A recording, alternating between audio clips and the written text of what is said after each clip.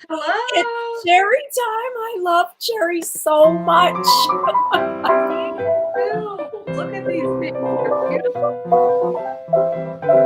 I just picked all my sour cherries. I have From a sour tree. ones, sweet ones. I love cherries. I love them so much. They're one of my favorite things in life.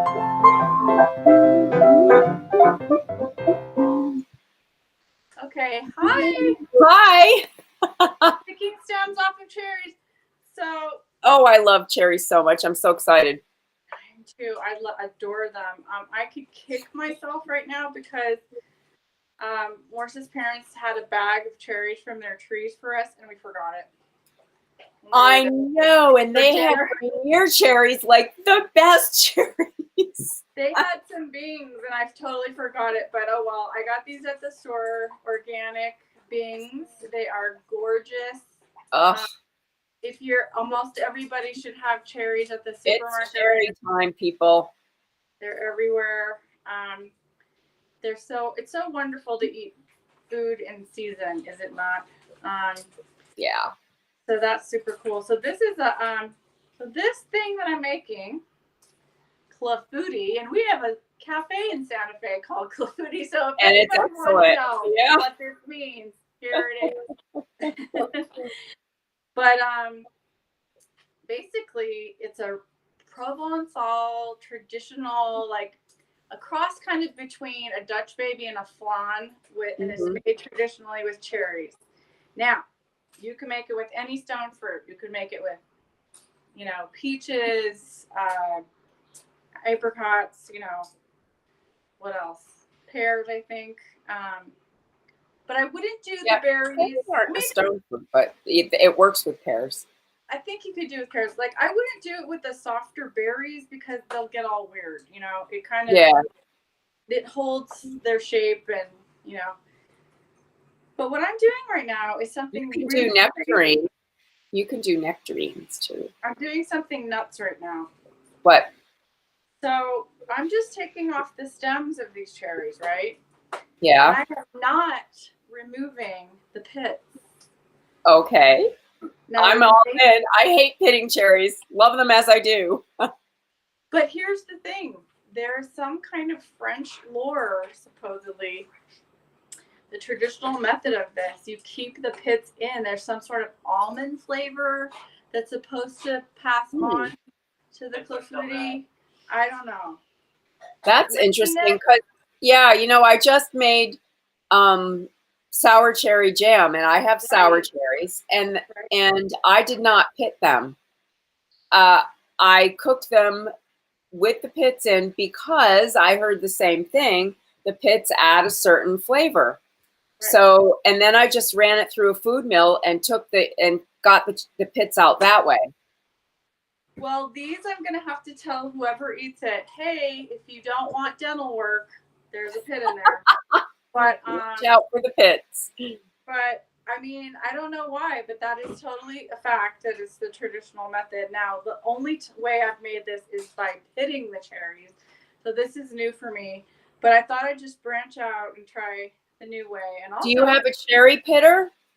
I don't, but I've seen like ones that do like 6 at a time. They're incredible. I'd love to get one of those. Yeah, I would too, actually. My friend had one. She lent one to me years ago, and it was an amazing device. I mean, just pulls the pits right out. I mean, other than using a chopstick or a toothpick or a paper clip or Hairpin, yeah. right? Everybody has their methods. Well, look at this, folks. Can you see what I got going here? So lovely. Yeah. So I'm going to taste one because you want to make sure, you want to know what is the sugar level of this. Okay, so, oh my God. They're sweet, right? Very sweet. Okay, so that means I'm not going to sugar the pan. Some recipes call for you to. This is just a big Well, that's a pretty Emile Henri pan. It's pretty. Isn't it pretty? Yeah, it's really pretty. Do you know this brand, Emile Henri French? Oh, yeah. Yeah, yeah. Love everything Emile Henri. I know. But really so if you, and I was inspired by David Leibowitz, by the way. I follow him on different social media, and if you don't know who he is, oh, there he's great. in a kitchen land. He was the former Chez Panisse chef. You know, he's just amazing. He has his own cookbooks. He's just super cool dude. And anyway, he just made this, and he changed it around. He changed it up, and so he inspired me. I'm not doing his exact recipe, but I'm doing kind of a riff on a whole bunch of different ones. So I'm just taking some really room temp butter. Yeah, and room temperature now is hot. And they say the words in this one recipe were slather it on. So Oh, okay. So we love butter. Do the butter. Slathering on the butter. Okay.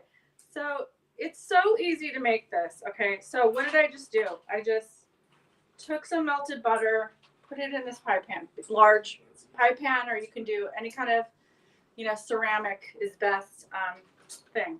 Mm-hmm. And then the next thing you do is you take the washed and dried delicious cherries, and you just put them in here, because the batter is going to just seep in on these cherries. Mm-hmm.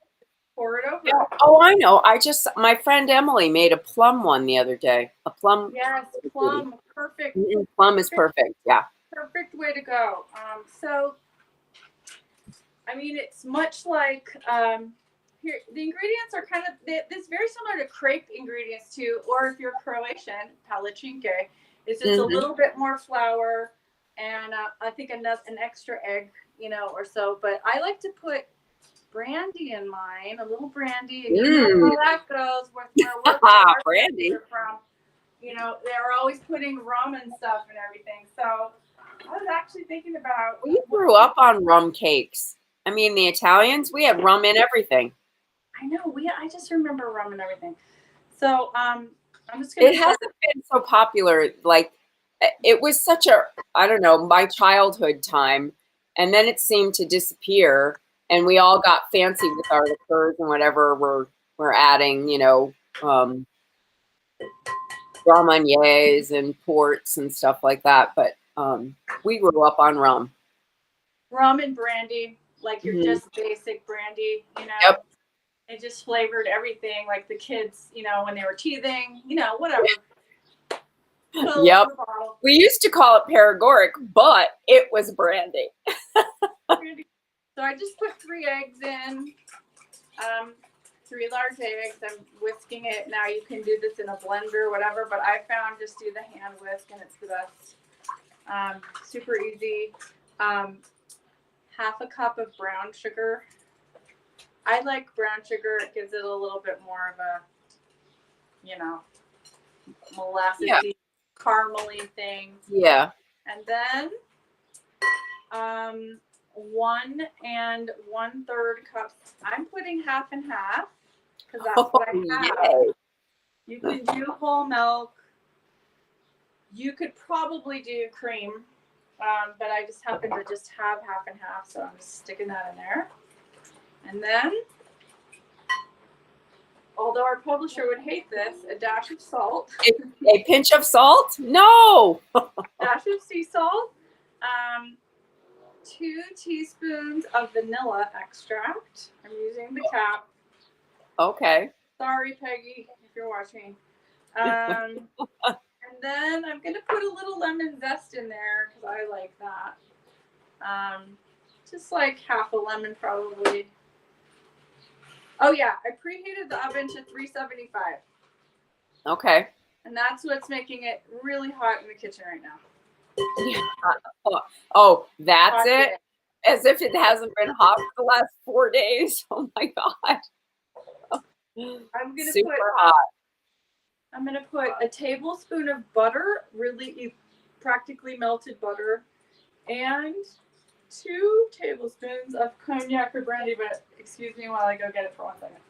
Okay. So you didn't add the flour yet, did you? I didn't see that. Are you going to add flour? Not yet. I'm about to add the flour. I'm just putting all the liquid. Okay, so I'm going to put some whiskey in. A couple of splashes. Yeah, just splashing. This Just stuff like is a little amazing. stuff behind the ears. This stuff is amazing. The Cole Keegan, we get this in Santa Fe from Santa Fe. Yeah. It's just fantastic. I know he's probably like, don't cook with it. You're supposed to drink it. Yeah. But we do all the time because it's so good. Did you put sugar in there? I did. I put a half cup of brown sugar. Oh, that's right. You put Butter. Now I'm going to put in, it's only, see, this is what makes it kind of custardy. It's only a half cup of flour, but to that half cup, I really want a little bit of almond. So I'm going to do a little bit of almond flour. Oh, excellent. So maybe like a tablespoon or two within that half cup. Because I really think it's nice. Yeah, it smells that'll so good. I love the smell of custardy, like brandy whiskey eggs. Hi, Facebook user who's doing this. I can't see your names. Does this qualify now for a cocktail episode? Maybe. Right? Okay, so I'm adding. I know we may need one of those. We were just talking about it. I think it's shrub season. I know, right? So I'm adding the half cup of flour with a little bit less, and then I'm just eyeballing it. Uh-oh. A tablespoon or two of almond flour. I want to have that almondy. Is that actually almond flour or almond meal? Because there's a difference, people. This is almond. Oh my God, it says meal/flour. Okay. It says finely ground. So, okay. Yeah. So I think that's all we do. I think that's it. I think I got it all. Seriously? Why have I never made this? I don't know, Debrianna, and it's just shocking to me that I'm actually making something that you've never made. I have never made a clafouti. It's a first. Okay, so it gets to be a really beautiful little. I'll just close up show you. Beautiful little, almost like a crepe. It's like crepe batter. Mm-hmm. Okay, and all we do is take this pie Play-Doh cherries, whole cherries that have butter slathered on it, and we're going to. And if the cherries weren't really sweet, you would have sugared the dish. They butter, and then instead of flouring it, they sugar the bowl. Gotcha. Yeah. I've never done. So now I'm going to pour this over the cherries. Okay. Oh, this is brilliant. Who thought of this? Miss Clafouti? Make sure I get all the batter and get it all in there. Oh, that smell of like sugar, butter, eggs, and brandy. There's nothing better. It's magic. So good. Magic in a bowl. Smells so good. Well, I'm going to be very curious about how this works to eat it with the non-pitted cherries in it. I mean, I'm going to give you some. I'm going to sprinkle. Okay. I love raw batter. Is it wrong? Is that so wrong? I'm going to sprinkle a little bit of brown sugar on the top just for fun. And then I'm putting it in the oven, and that's it. And it's going to cook at 375 for about 40 to 45 minutes. Now, here's the thing with the clafouti. You do not want to overbake it. Okay. You want it to be custardy. You want to do the test, at 40 minutes with a, a stick. A toothpick? Or toothpick, or in my case, as you know, a barbecue skewer. We do what we have to do. That's it. You use what you got, people. You want it to come out clean, but you don't want it to be overcooked. So even if it's a little bit runny, it's gonna rest for 15 minutes and still be custardy. It'll tighten up, yeah. Yeah, it'll tighten up, but you don't want to overdo it because then you're gonna have like, weird custard. Mm-hmm. So I'm gonna put this in the oven. That's exciting. Oh my God. You still have time to make whipped cream if you want. I know, right? Okay. Wait, is this 375? I don't know why I thought there was like a dough or something. I mean, I guess I was thinking of a galette. Yes. I think I think that's what I was thinking of. But oh, this looks exciting. There's so many different things. Oh, and get this. So if you don't do cherry and you do this whole thing with some other kind of fruit, you have to call it a flagrant or something like that. There's a whole other word. Like you're not allowed to call can't it be clafoutis unless it's cherries? You're not allowed to call it it's a whole different word if you don't use That's so French. What's this like? No. Watch it. You don't know what you're talking about. That's funny. So I learned a thing or two, but I will definitely take a photo, and I'm excited. Oh yeah, to try it. I'll can't give wait you some. I can't wait. And by the way, your sour cherry jam was so good. Oh, good.